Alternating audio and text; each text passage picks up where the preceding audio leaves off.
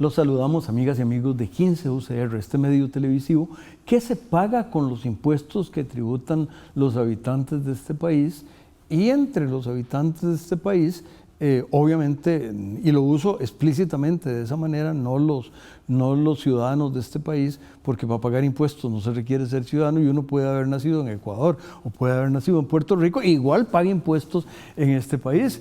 Y en esta ocasión, yo, que soy un ferviente agradecido de la contribución que hace la emigración a Costa Rica,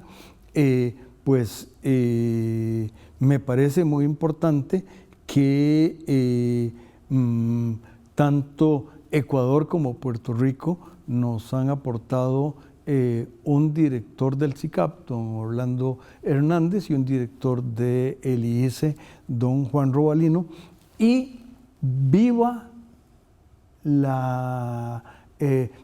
los migrantes. Yo por ahí hice, en la época de los problemas, se publicó en algo así que se llama como cuadernos centroamericanos, que dirigía el viudo de doña Anabel Ulate. En esa revista publicamos un trabajo sobre migrantes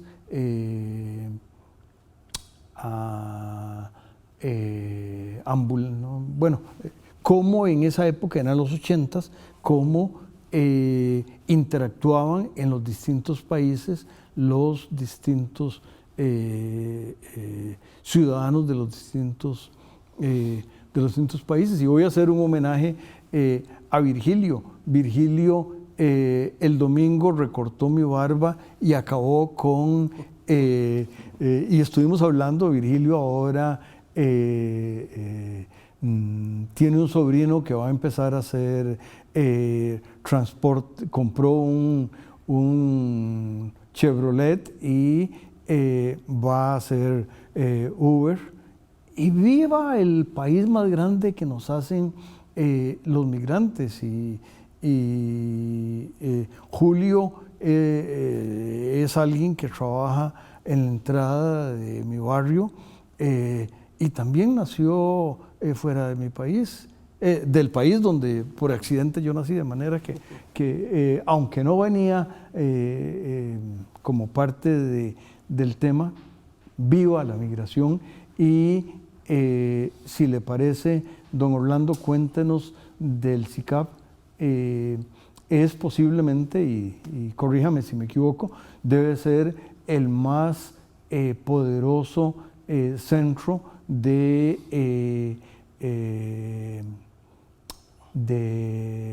la Facultad de Ciencias Económicas, que este año cumple 80 años, y por eso vinieron ustedes dos a este programa. Pero cuéntenos un poquito más del SICAP. Muy bien, primeramente muchas gracias por la invitación a este importante programa.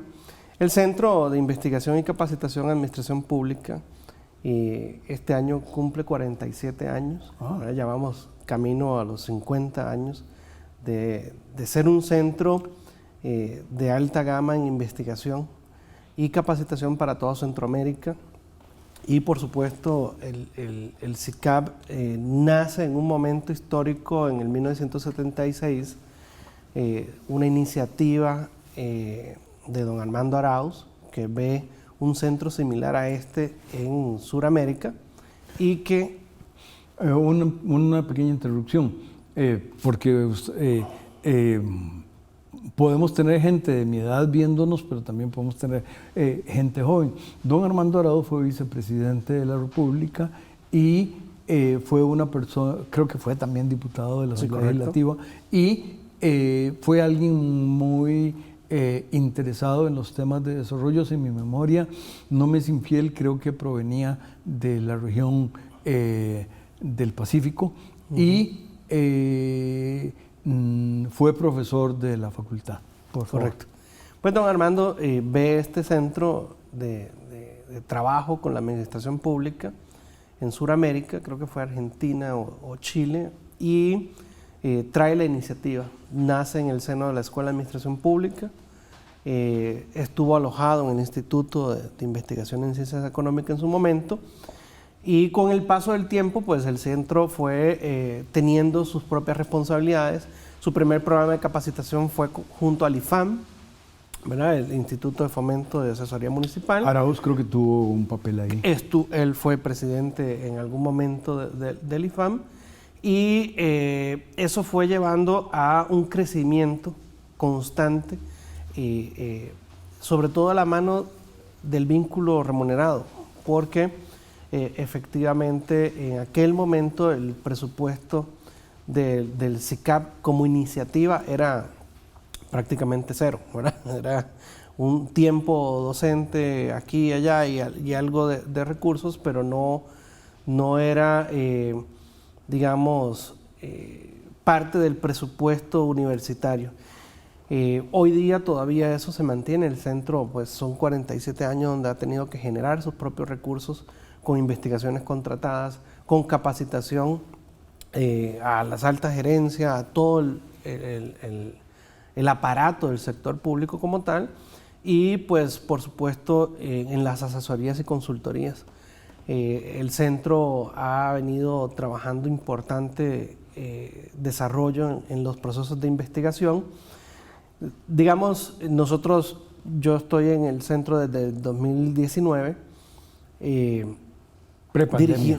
dirigiéndolo, ¿verdad? Es reciente, digamos. Y hicimos un estudio de bibliometría para ver la producción del SICAP en materia de artículos científicos, publicaciones y demás. Y habíamos encontrado, digamos, que las investigaciones en el centro venían con un buen desarrollo, pero todavía quedaba muy a la persona, ¿verdad? A la persona académica que producía el artículo. Entonces se veía una investigación como muy atomizada y muy individualista. Y a partir de 2019 para acá, pues hemos concentrado en una lógica de crear una comunidad de investigación en el centro, que eso ha permitido, del 2019 para acá, 47 investigaciones que van desarrollándose cada vez más y trabajando no solo el SICAP por ser SICAP, sino también SICAP con el instituto en algunas iniciativas y con otras unidades académicas que también se han sumado a la lógica de esta comunidad de administración pública, que por supuesto junto a la Escuela de Administración Pública hemos hecho una mancuerna muy interesante para no solo producir investigaciones, sino también las publicaciones que va con esto, ¿verdad? 11 publicaciones que hemos tenido desde 2019 para acá, los Voz Experta, la opinión pública. Estamos lanzando una revista académica, ¿verdad? Tenían algo con la Contraloría y hablaremos un poquito más de eso y un poquito también del instituto en el siguiente segmento. Regresamos.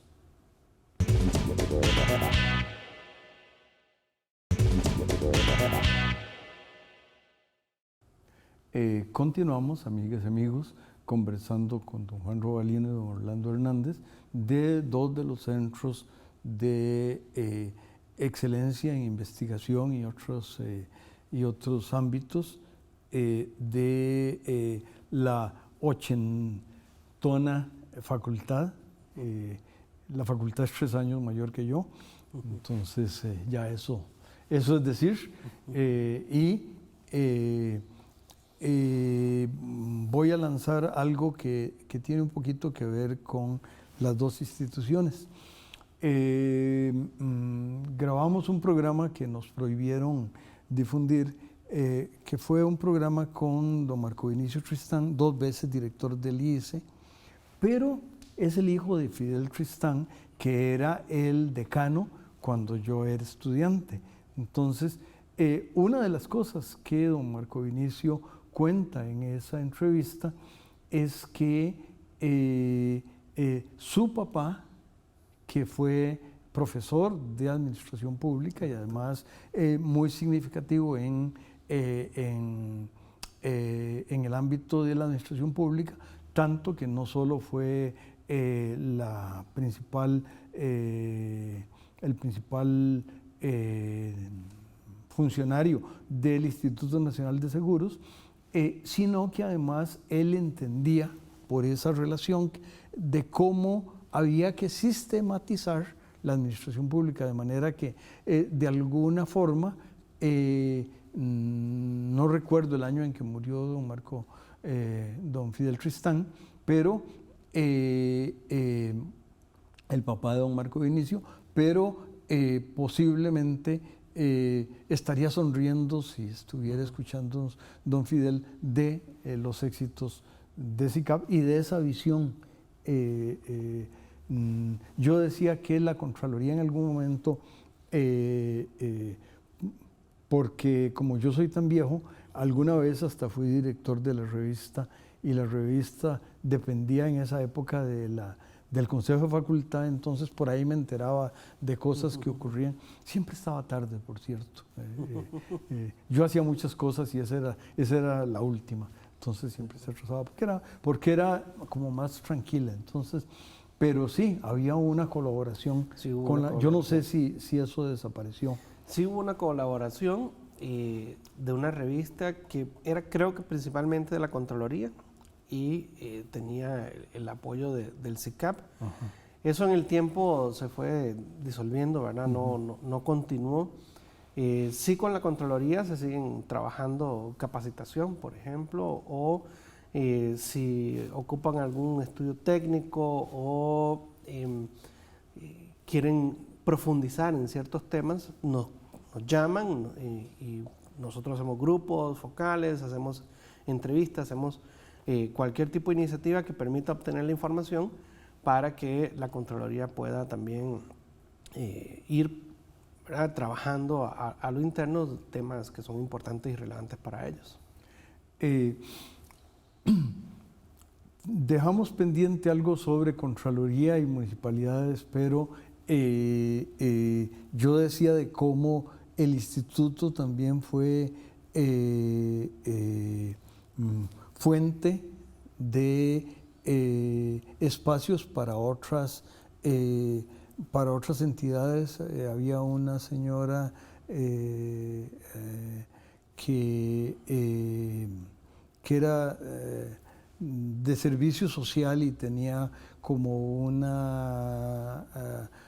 papel muy importante en ese ámbito. Entonces por ahí se desarrolló. Luego el instituto tuvo alguna relación significativa con docentes de la UNA, pero cuéntenos usted, bueno, don Juan, de la historia de el IES antes de que usted migrara a Costa Rica. Bueno, primero que nada, muchas gracias por la invitación. Un gusto estar aquí conversando sobre la historia del instituto y de la facultad. Digamos, la primera iniciativa de crear el instituto realmente aparece en 1952 con don Rodrigo Facio, que quiere abrir un grupo de discusión en temas económicos y con muchas perspectivas diferentes, ¿verdad? En ese tiempo no solamente incluían las perspectivas clásicas, sino también el marxismo y también keynesianos, ¿verdad? Entonces era... Déjeme interrumpirlo ahí. Don Rodrigo Facio tiene nombre de campus, este campus se llama Rodrigo Facio, y él no solo fue decano de la facultad, si mi memoria no me engaña, el segundo, y fue rector de esta universidad, pero en 1950, después de haber sido diputado constituyente, la actual Constitución de Costa Rica, ahí participó él. A partir del 50 fue director del Banco Central. Entonces, y además, muy curioso, a finales de ese año se va de director alterno al Fondo Monetario y en el 51 regresa, de manera que en 52 ya había sido, por cierto, es un abogado, don Rodrigo no es economista ni administrador público ni nada, es un abogado que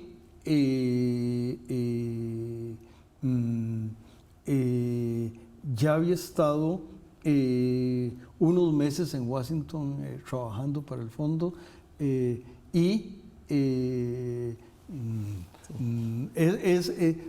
lo digo también porque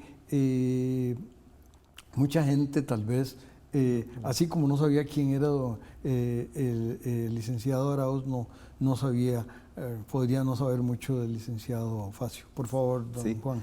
Entonces, bueno, pasa todo lo que usted menciona y toma el puesto de rector, ¿verdad? Ya cuando está de rector, trata de institucionalizar ese grupo de discusión y crear lo que se llamó un centro de estudios económicos, y así es como nace.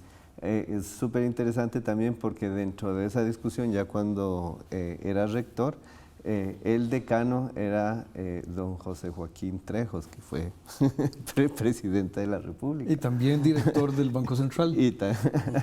Y hay una gran discusión entre ellos sobre el papel que tiene que jugar el instituto o digamos, o la universidad dentro de la política pública.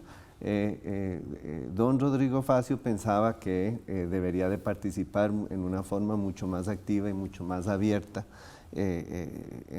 digamos, formulando inclusive políticas públicas, y don José Joaquín Trejos pensaba que tenía que haber, digamos, que la universidad tenía que ocuparse de sus funciones, ¿verdad? De esas funciones, docencia y generar conocimiento también, ¿verdad? De esas funciones hablaremos en el siguiente segmento.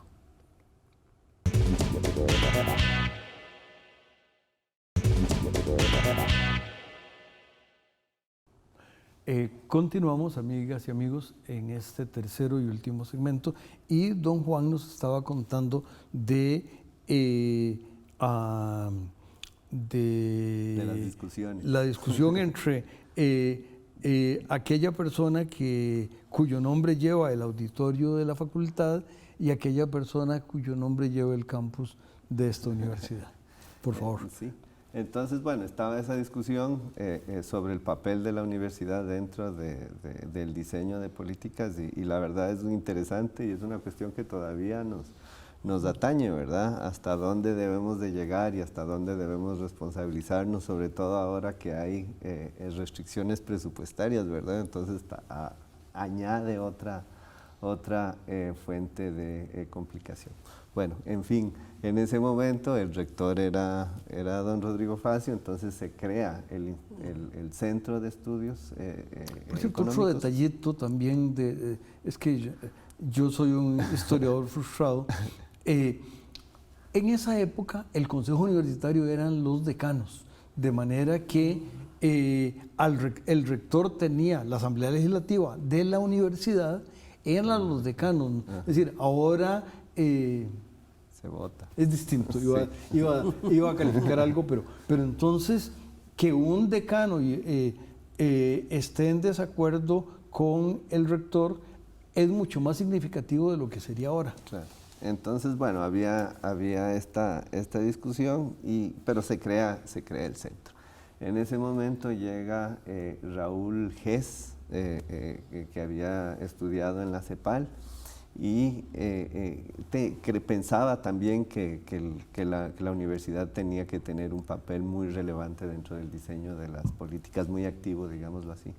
Empieza un proyecto de investigación que se dedicaba al diagnóstico, al pronóstico y al diseño de políticas públicas dentro del instituto, que inclusive consigue financiamiento de la Asamblea Legislativa para el instituto, ¿verdad? Y que después se convierte en la oficina de planificación, que ahora se llama Mideplan, ¿verdad? Llega una parte, digamos, no es que se convierte, sino que el instituto participa, o don Raúl Gess participa muy activamente en el diseño de la oficina de planificación, y muchos de los investigadores que trabajaban en el instituto pasan a formar esa oficina, ¿verdad? Después de un tiempo, ¿verdad?, toda esta discusión pasa a otros niveles, porque don José Joaquín es presidente, y también don Raúl Gess me parece que fue presidente del Banco Central, fue ministro de Hacienda. Exactamente. Precisamente es ministro de Hacienda don Raúl en el gobierno de Orlich, que es seguido por el gobierno de don José Joaquín. Que don José Joaquín, yo creo que en ese momento, cuando discutía con Gess, y en realidad no discutían, colaboraban mucho, claro, Gess y don José Joaquín. Y don José Joaquín en el Banco Central, pero no hablaremos ahora de por qué don José Joaquín llegó a presidente. Entonces, además, simultáneamente, don José Joaquín también crea un centro de investigaciones estadísticas que funcionaban paralelamente en la universidad, en la facultad.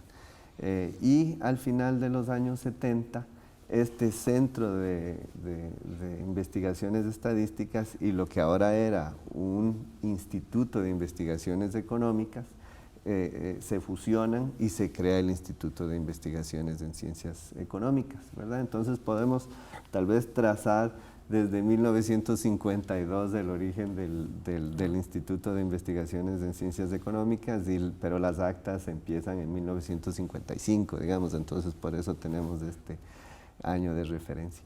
Y bueno, como es bien conocido, el instituto ha participado en muchísimo de la política nacional, ¿verdad? Y dentro de la vida académica adentro de la universidad, que me parece que son las dos funciones más relevantes, con esta tercera, que es la formación de profesionales, ¿verdad? No es solo en la escuela, tanto de economía como de estadística y de las otras escuelas de la facultad, forman los profesionales, pero dentro de los institutos también hay un proceso de capacitación que es muy importante, ¿verdad? Que hace que tengamos profesionales en ciencias económicas de alta calidad. Casi que el éxito es un problema, porque después nos cuesta atraer, porque no solamente estos investigadores entran dentro del sector público, sino también salen del país, ¿verdad? Entonces, se hace complicado, pero es parte de las funciones que tenemos. No, y también dos detalles del lado de administración pública, y estamos en los 2 últimos minutos. Resulta que don Luis Garita, que fue luego rector de la universidad, fue director del instituto. Entonces, un administrador público que además era abogado, y al igual que don Marco Dionisio Tristán, con antecedentes en la FEUR, es director, pero también don Justo Aguilar. Yo tuve que, cuando se fue el director anterior, yo tuve que quedarme sosteniendo la dirección, porque había que esperar que don Justo Aguilar, que era el decano, dejara de ser decano para volverse director del instituto, pero don Justo venía de la Escuela de Administración Pública, entonces se da un poco, 1 minuto para cada uno y alcanza un poquito menos que eso. Don Orlando. Nosotros como Centro de Investigación estamos muy contentos y celebrando los 80 aniversarios de la Facultad de Ciencias Económicas. Somos parte de la historia de la facultad. estamos en entera disposición y colaboración somos hermanos de las unidades académicas y me parece que el trabajo conjunto que realizamos en la Facultad de Ciencias Económicas es para bien del país, ¿verdad? Para el desarrollo del país, tanto en la administración pública como en el sector empresarial, como también en el sector social. Don Juan, como en menos de medio minuto. Para completar, y de diferentes formas, creando conocimiento y formando las personas que toman las decisiones en esos puestos. No quiero dejar de mencionar también a dos directores, bueno, a los últimos directores que han sido muy importantes en lo que hoy es el instituto, doña Anabel Ulate, don Max Soto y don José Cordero, ¿verdad? Que mantuvieron esa relevancia del instituto dentro de la política pública, abriendo discusiones relevantes para el país, y la idea es continuar contribuyendo al desarrollo económico, tomando en cuenta nuestras funciones, como decía don José Joaquín Trejos. Pues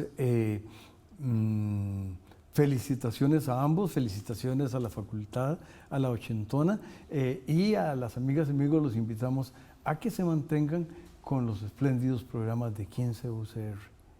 Cuídense mucho. Gracias.